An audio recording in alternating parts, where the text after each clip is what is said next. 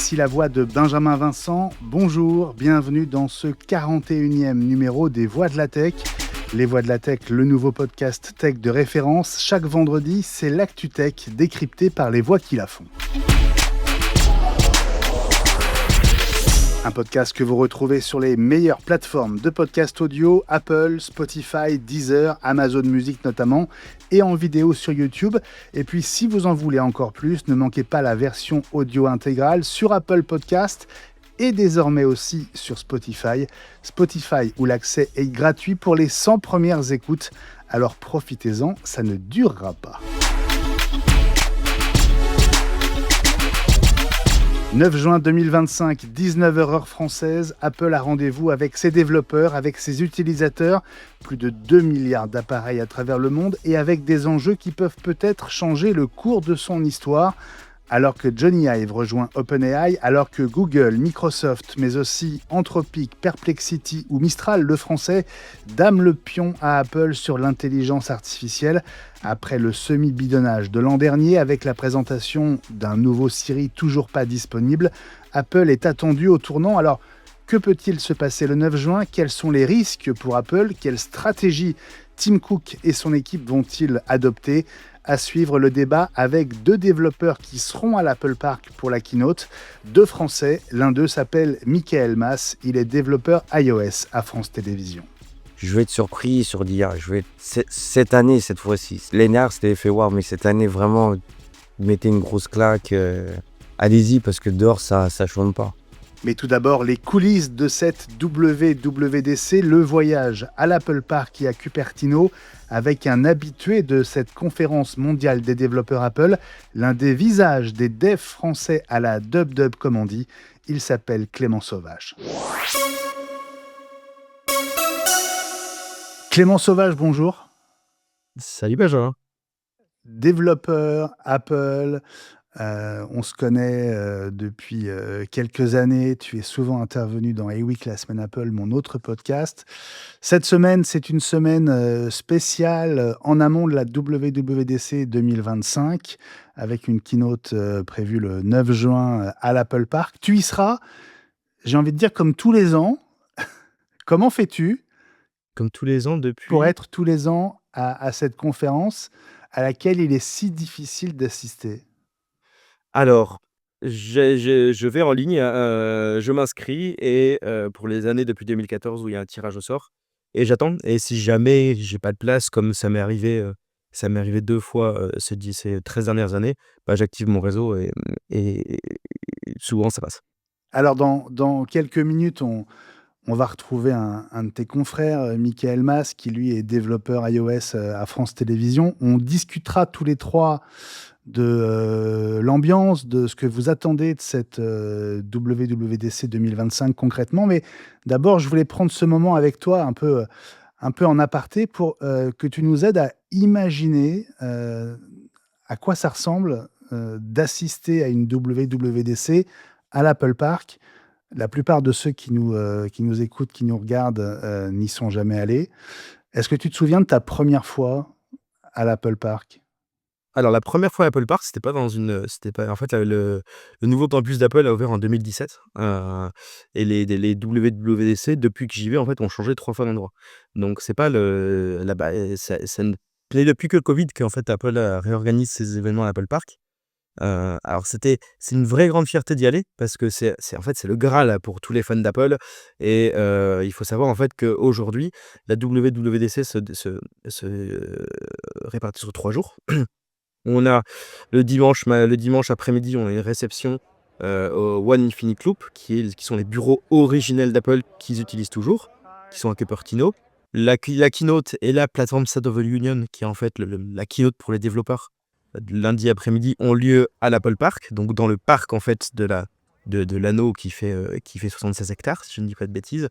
Et le lendemain, le mardi, on a une session de labs au Developer Center qui est ouvert il y a 2 ans. Ça fait immensément plaisir pour plusieurs raisons. Déjà parce qu'on est reçu chez Apple dans le saint des saints, dans le Graal, ça fait toujours chaud au cœur en fait d'y aller. Mais ça fait aussi plaisir de retrouver, c'est peut-être la seule fois de l'année où tous les vrais passionnés se rassemblent. et ça fait un immense plaisir de retrouver des gens que tu vois qu'1 ou 2 fois par an, à des conférences. La scène française, on se voit assez fréquemment à des meet-up, à des choses comme ça, mais des gens qui sont au Texas, des gens qui sont, au Qatar, des gens qui sont en Égypte, des gens qui sont même en Israël. Heu, je pense à Gilad Ukraine qui est un super ami que je ne vois qu'à cette occasion-là, en fait, et même de voir tous mes copains qui sont chez Apple, c'est toujours un vrai plaisir d'y aller. La Google I/O avait lieu il y a quelques jours. Est-ce que c'est le même type d'événement ou pas du tout? C'est plus le même type d'événement. Parce que alors il y a quand la WWDC avait lieu à San Francisco et à San José, c'était des très grosses conférences. Il y avait 5 000 personnes. Pour avoir une bonne place, à la keynote, il fallait se lever très tôt le matin. Si vous parcourez mon flux, LinkedIn ou Instagram, vous voyez des photos que j'ai postées devant le Moscone Center, à downtown San Francisco, ou au McEnery à San José, où je me levais à 3 heures du matin pour être dans les 3-4 premières lignes. Il faut vous rappeler que derrière, on arrive de France, qu'on a 9 heures de décalage dans la tronche et qu'on doit se lever à 3 heures du matin pour attendre une conférence qui est à 10 heures du matin pour après enchaîner sur la semaine, à l'époque. Donc du coup, c'était ces 2 conférences qui étaient très semblables, puisque pareil, la Google I/O, c'est aussi, 4 à 5 000 développeurs. Aujourd'hui que c'est chez Apple, je crois, si je dis pas de bêtises, qu'on est 1 200, et quoi qu'il arrive, on a une très bonne place et on voit très bien. C'était d'autant plus vrai que les keynotes étaient enregistrées, donc il y avait des écrans SUGR, il y avait des écrans centraux, même si Tim Cook faisait une apparition et Craig Federighi aussi sur le devant de la scène. Heu, aujourd'hui, même en arrivant 2 heures avant, on a une très, très bonne place. Donc c'est plus le même type d'événement aujourd'hui. Ouais. Très sincèrement, maintenant que tout est, alors tout, je crois, mais tu vas me le confirmer. Maintenant que tout est disponible online, est-ce que c'est vraiment indispensable d'y aller physiquement? Qu'est-ce que ça change? Ça change, 2 choses. Moi, je sais que je suis un développeur, bon, ça va un peu à l'encontre de ce que les gens pensent des développeurs, mais je suis un animal très social, et j'ai besoin, enfin, dans la mesure où, bah, là, vous voyez derrière moi, c'est une bibliothèque.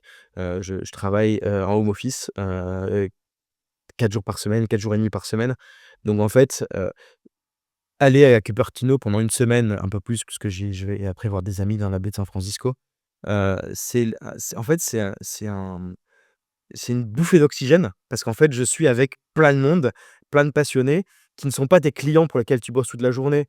Donc au final, quand je ne suis pas au bureau, je suis en réunion à bosser sur du produit. Là, on se dit: «Bon, bah, voilà, on va apprendre des nouveautés, on va boire des bières, je vais organiser d'ailleurs 2 soirées». Tu étais là l'année passée au Guide des Français, et cette année, j'ai l'occasion d'organiser une soirée en plus, pour Cloudflare et Eleven Labs. Voilà, enfin, pour moi, c'est une bouffée d'air. La deuxième chose qui est extrêmement intéressante, qui était plus vraie encore les autres années, mais qui l'est un peu moins, même s'il y a toujours cet esprit labs, en fait, sur le deuxième jour, quand on est à l'Apple Park, après les keynotes, et on a ce qu'on appelle des labs. Les labs 101, c'est en fait la possibilité d'aller voir les ingénieurs qui ont fait les frameworks. Tu m'as reçu il y a quelques semaines pour mon application en février, d'ailleurs, pour mon application qui s'appelle Meo, qui est un client Mistral sur Mac. Bah, il s'avère que cette application, pour être, très terre à terre, elle plante systématiquement sur iOS 17 et macOS 14, on est sur la version 15, enfin, sur la version précédente de macOS. Tout ça à cause de l'outil qui me permet de sauvegarder les datas dans le Mac, qui s'appelle Swift Data. Bon, je vous passe la technique. Ils ont un peu changé la façon dont ça fonctionne, et du coup, quoi que je fasse, ça plante. Ces labs, en fait, ça va permettre, de discuter directement avec les ingénieurs qui ont fait le framework et de résoudre ce problème-là. C'était, ce que je disais dans un post LinkedIn, il y a quelques semaines. Bah, en fait, la WWDC, c'est ça aussi, c'est l'accès à tous les ingénieurs d'Apple. Je travaillais à l'époque dans une startup qui faisait du paiement, on avait besoin d'un paiement en ligne avec Apple Pay. Quoi que je faisais sur Apple Pay, ça plantait, et je vais à ce labs Apple Pay pendant littéralement 3 minutes, et elle me dit: «Est-ce que tu as pensé à activer cette option? Bon, c'est vrai, elle est pas tellement documentée, mais regarde, essaye». Je prends mon Mac, j'ouvre mon IDE, donc mon logiciel pour écrire mon code. Je mets cette variable-là, je compile mon application, boum, ça marche. Ça lui a pris littéralement 3 minutes et c'est pas documenté. Alors c'est formidable, mais est-ce que ça veut dire qu'on peut avoir, une réponse qu'une fois par an, dans le meilleur des cas, de la part d'Apple? Alors, oui et non, parce qu'en fait, au fur et à mesure où tu vas à ces événements, ça te permet derrière d'avoir un réseau, et donc du coup, si jamais tu as un vrai problème, après c'est encore une fois, ce réseau, il faut l'entretenir, faut pas hésiter à interagir avec eux, par mail, par LinkedIn, par Twitter, peu importe. Et il faut pas non plus les assommer de questions parce qu'à un moment, ils vont être saoulés, ils vont plus te répondre. Mais aujourd'hui, si on a vraiment des questions très pointues, très techniques, les développeurs ont accès à ce qu'on appelle les tickets, DTS. Et en fait, chaque année, avec notre compte Apple qui coûte 99 € par an, on a le droit à 2 tickets support. Comme on le verra probablement dans la suite de ce podcast aujourd'hui, c'est vrai qu'avec les outils d'IA, on peut parfois répondre à quelques bugs. Mais il faut savoir que le problème de ces intelligences artificielles, OpenAI, Anthropic et d'autres, c'est qu'en fait, elles sont entraînées, sur des données qui sont âgées, qui ont au minimum, 6 à 8 mois. Donc du coup, si c'est des sujets qui sont très récents, ça sert à rien d'aller demander en septembre ou en octobre un sujet sur iOS 19 à ChatGPT. Il n'en saura rien. Donc du Mmh. coup, avoir accès à ces tickets, à ces 2 tickets par an, c'est assez peu quand même, et à ces ingénieurs, c'est un bénéfice incroyable. Mmh. Bon, tu faisais référence à l'an dernier. Je précise que, étant moi-même, très modeste, développeur, Apple, également, j'ai participé, au tirage au sort les 2 dernières années et j'avais été tiré au sort, donc j'étais allé moi aussi à la WWDC, 2023 et 24, pas en tant que journaliste, mais en tant que développeur. Hey! Et voilà, on est, entré à l'Apple Park. Après un petit passage de sécurité un peu costaud, on est le long de cet anneau incroyable en verre et en acier. C'est ma deuxième visite et j'avoue que c'est toujours aussi impressionnant. Et j'avais donc bu des bières avec vous et avec toi à Cupertino, ce qui était vraiment très très chouette. La communauté française à la WDC, c'est une réalité. C'est une vraie réalité, tu l'as expérimenté l'année passée. On est, tous les ans, alors, ça dépend si on parle vraiment franco-française ou francophone, puisqu'on a également beaucoup de pays qui parlent français, notamment dans les pays qui développent. Les Français de France, pour faire la référence aux Chinois de Chine d'OSS 117, les Français de France, on est généralement un bon 25-30. Les francophones, on est un groupe de 60-70 personnes, et on organise alors on se connaît tous plus ou moins puisqu'on va tous plus ou moins aux mêmes événements. Il s'avère que, heureusement ou malheureusement, l'immense majorité est parisienne. Donc il y a des coco-heads, qui font qu'on se connaît tous plus ou moins, de près, de loin. Il y a d'autres conférences, en France, en Angleterre et en Espagne qui rassemblent aussi beaucoup la communauté. Et puis c'est toujours sympa de se rassembler, de faire des photos ensemble sous le Rainbow Stage, qui est l'arc-en-ciel qu'on voit des photos satellites. Et puis ça crée une émulation aussi, c'est très sympathique. Ouais. La WWDC pour toi, c'est pas un moment où tu fais du business, mais Étrangement si, ça fait 2 ans, que ça fait 2-3, je compte bon, j'ai même 3 ans même hors post-covid, que je signe des contrats, en fait, avec des boîtes qui ont besoin des sujets très, très spécifiques. Ah, dans à mon corps défendant, en fait, ça fait pas mal de temps que je fais ça, donc j'ai vraiment développé une expérience très pointue sur le sujet, et il y a plusieurs entreprises qui ont fait appel à moi parce que j'étais présent à la WWDC. ça se passe avant ou après, mais pas sur place? Sur place, ne serait-ce que l'année passée, sur place, si j'ai signé un contrat avec en fait, c'est un fondateur qui avait perdu son développeur, qui était là parce qu'il avait en fait, mais le développeur s'était barré. Donc du coup, j'ai pu signer un contrat et j'ai travaillé 4 semaines pour une boîte là pour une boîte américaine. Ah, c'est pour ça que tu avais le smile alors l'an dernier. J'ai toujours le smile. Ça coûte combien, cette petite folie, à l'Apple Park tous les ans? Depuis le covid, c'est gratuit. Tout le monde peut ce qui fait que du coup, tout un chacun peut venir. Alors, évidemment, c'est gratuit quand tu habites en Californie et que tu as un logement. Quand Ma tu quand question tu es c'était, français, combien ça coûte en avion, en hôtel, en avion, en en frais? hôtel, en fait, Je suis pas le boy, je suis pas le très bon exemple parce qu'en fait, dans la mesure où, ça fait des années que j'y vais, j'ai un très grand réseau et je peux aller dormir chez des copains avant, après. Il s'avère que pendant la conférence, je vais quand même à l'hôtel parce que j'ai pas tellement envie de sociabiliser.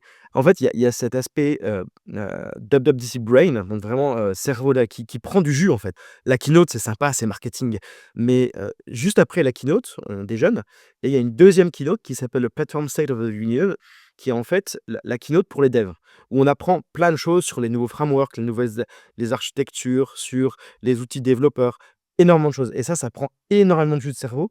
Et il faut être vraiment concentré. Il faut vraiment être concentré. Et donc, du coup, j'ai pas envie de socialiser. Donc, je prends un hôtel pendant les 4 jours de la conférence, donc juste avant, et une nuit juste avant, et une nuit juste après.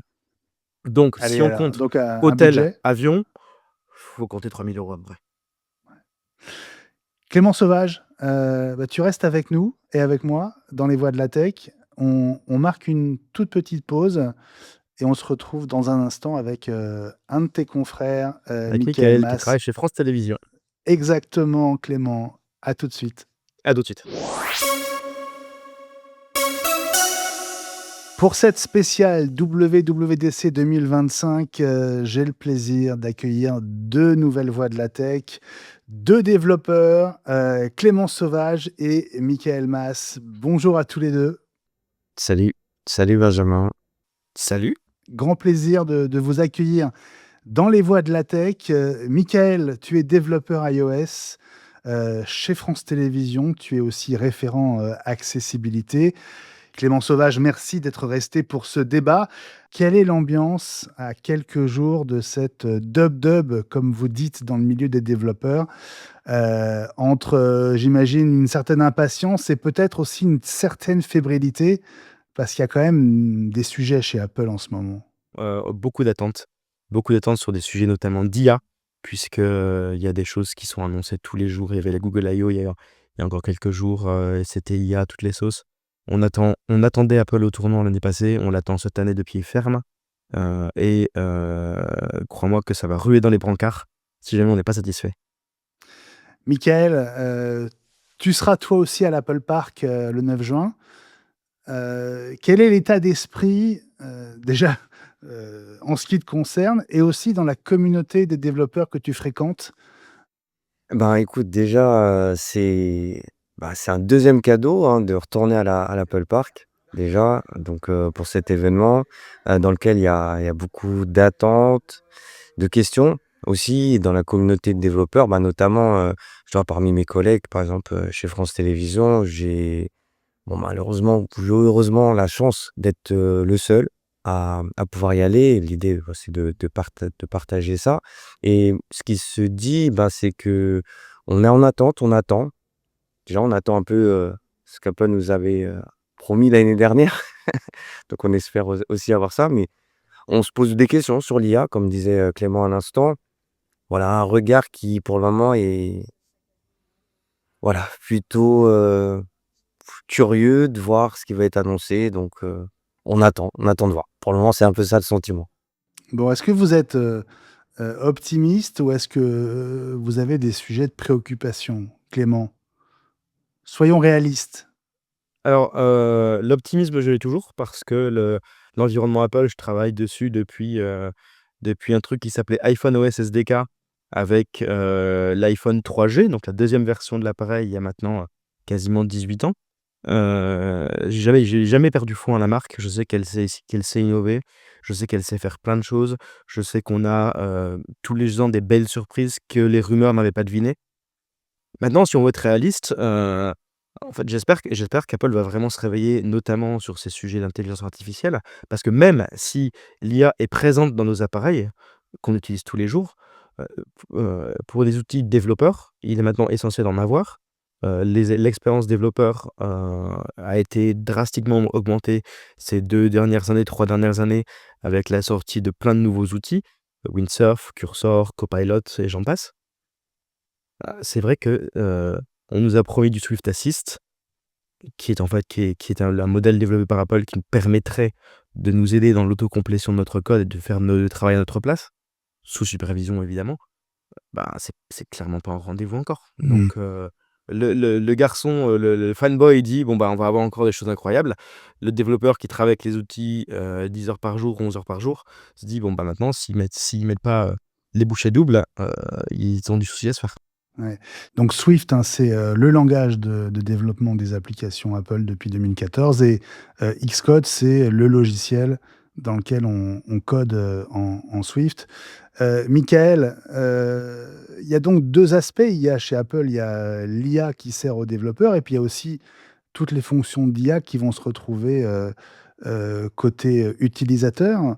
Quel est le sujet majeur pour toi? Ben, si je dois dire le plus important, je pense, aujourd'hui de se soucier, c'est celui côté utilisateur. Pourquoi? Aujourd'hui, il y a un sentiment, quand on parle aussi d'Apple Intelligence, donc c'est vrai qu'on avait beaucoup d'espoir, pour Apple, se dire: «Ça y est, Apple a répondu, Apple va y aller». Sauf que la stratégie d'Apple n'est pas celle, des autres dans le sens alors c'est peut-être ça le petit côté déceptif. Pourquoi grand public? Parce que les gens, l'image qu'ils ont, c'est que, bah, Apple Intelligence, c'est comme ChatGPT ou c'est comme Intel et ça, c'est dans peut-être pas seulement dans l'inconscient, mais c'est dans la réalité et la réalité, bah, n'est pas celle-là. Par contre, ce que je sais, c'est, ben, j'ai été en rendez-vous avec Apple là cette semaine, donc pareil pour discuter, brainstormer et partager des idées. Hem, à court terme, je ne pense pas que Apple va rattraper un retard, parce qu'on parle de retard aujourd'hui, en tout cas le retard perçu par rapport aux autres. Je pense pas qu'Apple soit dans cette démarche, même s'ils s'acceptent que voilà, ils sont peut-être un peu en retard par rapport à d'autres, mais ils sont confiants sur le moyen terme et c'est ça qui va être important parce qu'ils sont focus vraiment sur l'écosystème, lui-même. Par exemple, tu vois, quand on parle d'Apple Intelligence, c'est comment Apple Intelligence Mmh. aussi va être aussi intégré dans l'application de santé. Comme vous avez peut-être pu voir, c'est un exemple comme d'autres, mais on pourrait, à partir de ses propres données qui sont personnelles et vous savez qu'il y a ce côté privacy que Apple, met avant tout, en priorité, peut, j'espère, surprendre par rapport à justement ce qu'Apple Intelligence va pouvoir faire et aussi ce que nous, les développeurs, on va pouvoir faire. Donc, côté utilisateur, je mettrai le focus. Mmh. Proposer une expérience. Il y a eu du bad buzz avec l'iPhone 16, tu sais, il y avait des polémiques. Ouais, vous me vendez un iPhone 16 avec Apple Intelligence, mais je peux pas faire grand-chose avec. Bref, Il y a même un Il y a procès c'est même, ça. en pour cours aux Donc, compléter, il y a même États-Unis, des hein. class action je en pense cours. qu'Apple, Il y a même des procès en voilà, cours pour des c'est promesses c'est non c'est tenues. un peu grave, mais je pense que de Publicité tout ça, mensongère, Apple, hein. tire vite les leçons et je pense qu'ils ont déjà fait des actions. Ce que je peux dire, c'est que les équipes, elles sont ultra mobilisées, parce que j'ai posé la question aussi à Apple de comment vous gérez ça, en fait? Comment en interne, vous gérez la pression des autres?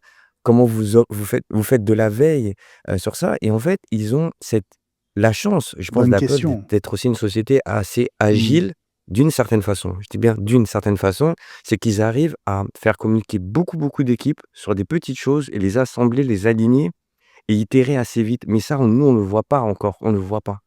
Et c'est pour ça que je ne comme toi, Clément, je suis pas inquiet parce que connaissant Apple, il y aura toujours, je sais qu'il y aura une réponse mais par contre, ils sont très, très, très conscients du challenge dans lequel ils sont. Clément Sauvage, il y a quelques heures, hein, on a eu droit à l'officialisation du rapprochement entre Johnny Ive et OpenAI.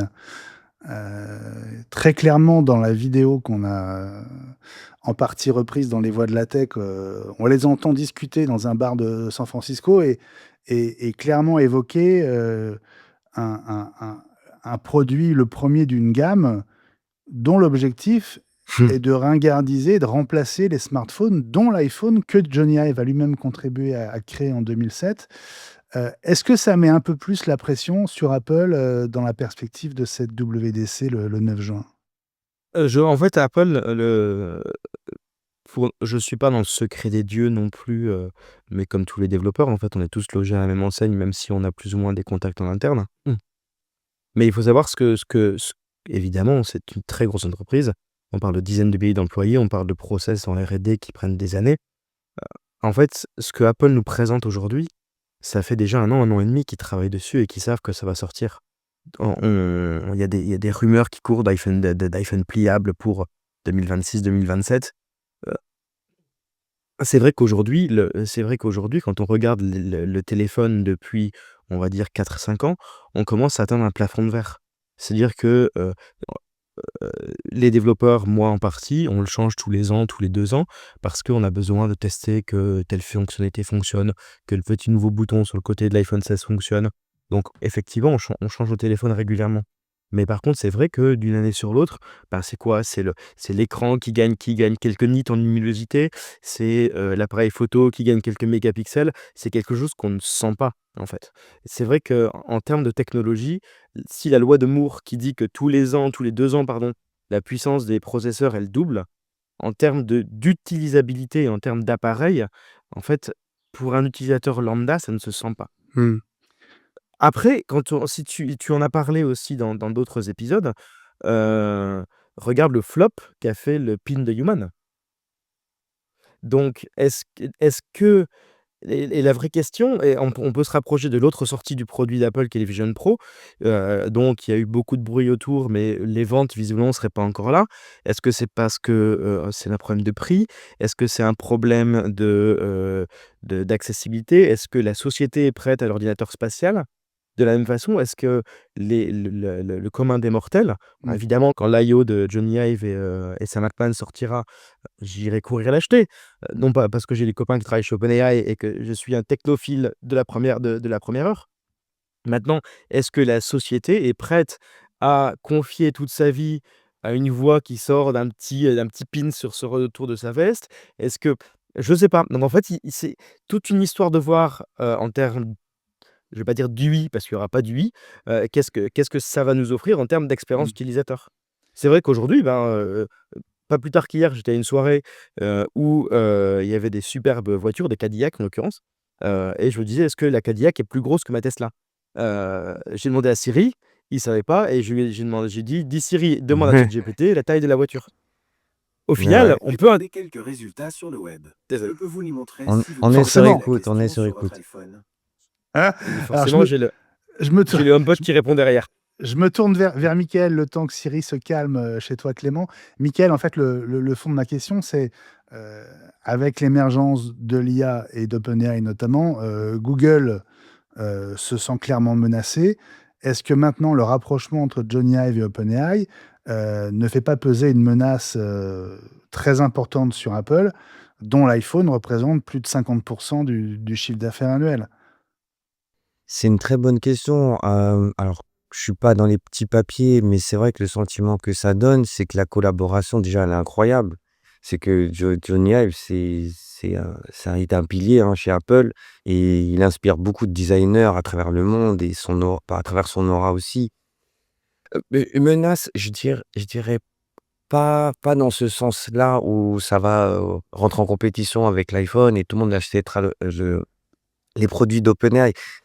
Si tu veux, je vois ça encore à l'aube du service. C'est on vient quid d'Apple Intelligence? C'est quelle valeur, tu vois, sera, donnée à l'utilisateur? Parce qu'à la fin, c'est l'utilisateur qui va faire le choix, tu vois? C'est pas tant en tout cas, je pense que Apple a suffisamment le pouvoir marketing, ils ont les ingénieurs, ils ont ce qu'il faut pour pouvoir être compétitifs et se positionner. Donc je vois pas ça comme une menace directe pour Apple parce que sinon je te dis juste: «Regarde Android, eux, ils ont pris une autre stratégie pour moi que je trouverais pas plus intéressante, mais tu as vu, ils ont un logiciel qu'ils mettent sur N device. Donc tu as vu, ils ont une aura qui est encore plus grande, tu vois, que celle d'Apple si on compare, tu vois? Donc je sais pas, je pense que c'est plus Google, si tu m'avais posé la question, je dirais peut-être eux, je sais pas, mais pas Apple, pas en tout cas, c'est p et là je me laisse le côté fan de côté. Je pense que non, Apple, ils pensent, mais je pense pas qu'il y ait, non, je pense pas, qu'il y ait une menace réelle. Tu penses pas qu'ils soient menacés ou tu penses pas qu'ils aient peur? Menacé, menacé. Non, on peut toujours avoir peur. Google a peur là. Là, c'est Google qui doit plus avoir peur. Mmh. Mais non, non, menacé, non, je pense pas, je pense pas. En termes de menaces sur le business, non, je pense pas, je pense pas. Alors, parlons de cette, WWDC, 2025. On attend évidemment, de découvrir les nouvelles versions des différents OS.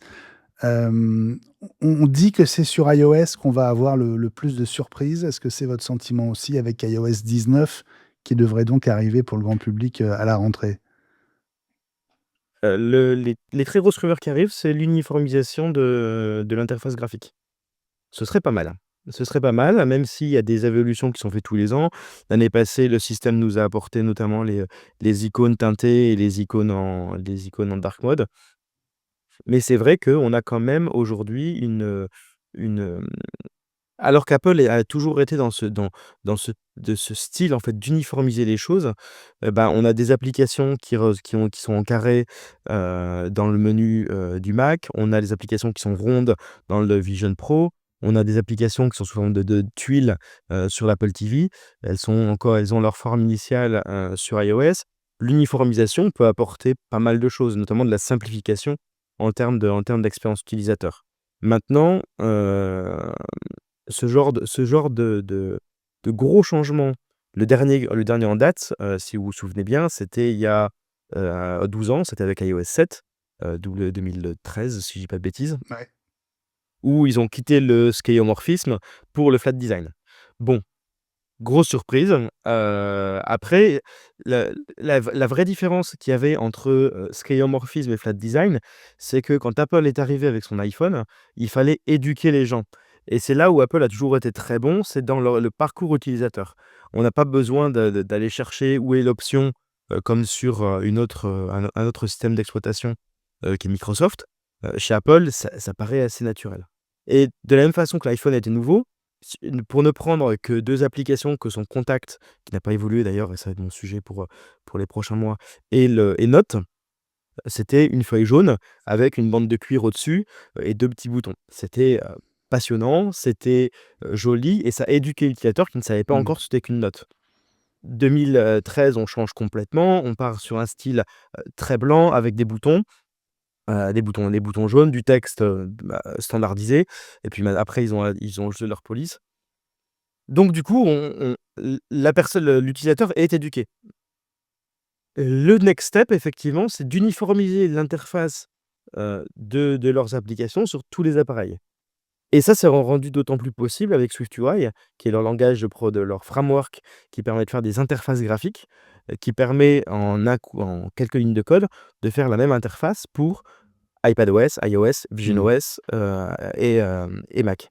Ouais. Michael, est-ce que l'objectif de cette, uniformisation, ça pourrait être l'arrivée d'un appareil hybride qui serait, un Mac iPad, qui serait à la fois un ordinateur, une tablette, un Mac tactile dont, Steve Jobs ne voulait pas, mais on est, 15 ans plus tard et peut-être que chez Apple, on est prêt à jouer la carte d'un appareil, qui serait un peu tout à la fois?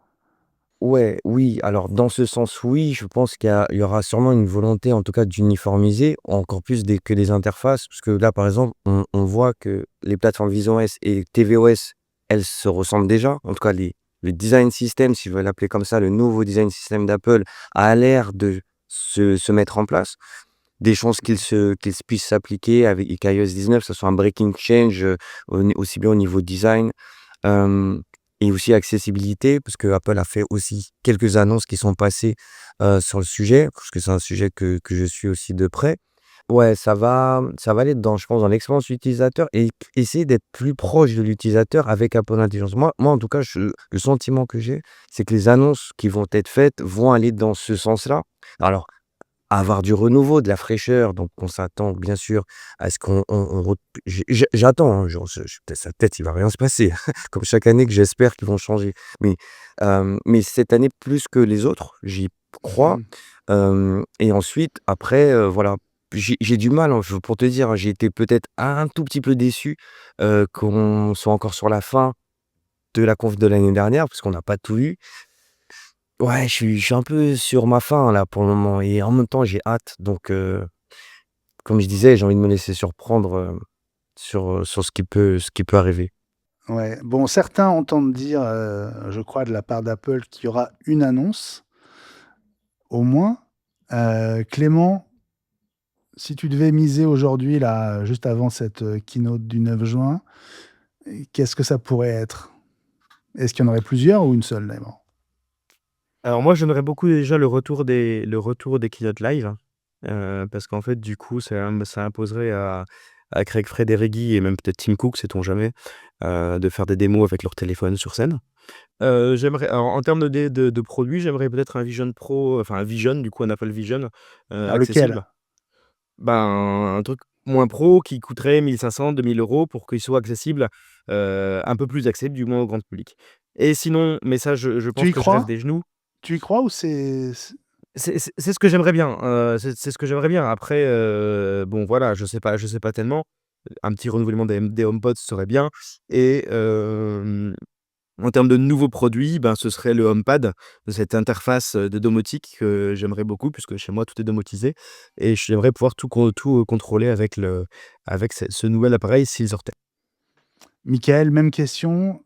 Une annonce peut-être au moins le 9 juin? Sur quoi tu miserais? Moi, je vois sur des développeurs tools.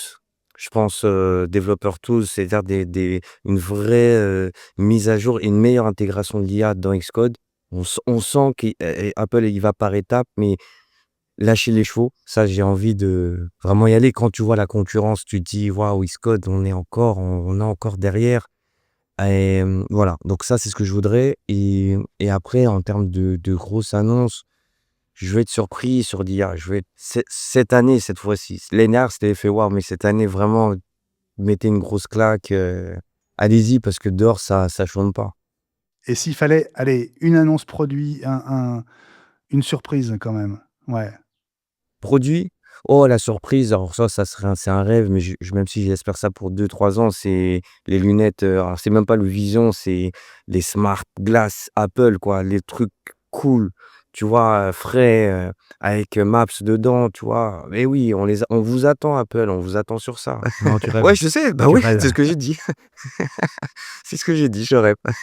Bon, en tout cas, vous rêvez, mais vous aurez la chance d'être tous les 2 le 9 juin à l'Apple Park et j'espère que vous penserez à moi. En tout cas, moi, je penserai à vous. Merci beaucoup, Clément Mais on sera en Sauvage. live, t'en fais pas. Merci, et Michael Mas aussi.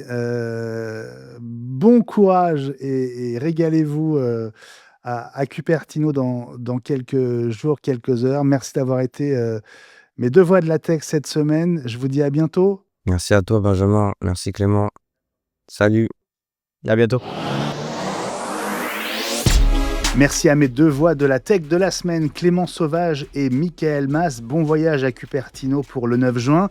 Si vous en voulez encore, la version intégrale des voix de la tech vous attend sur Apple Podcast et aussi désormais sur Spotify avec les interviews en totalité. Merci à chacun de vous pour votre fidélité aux voix de la tech.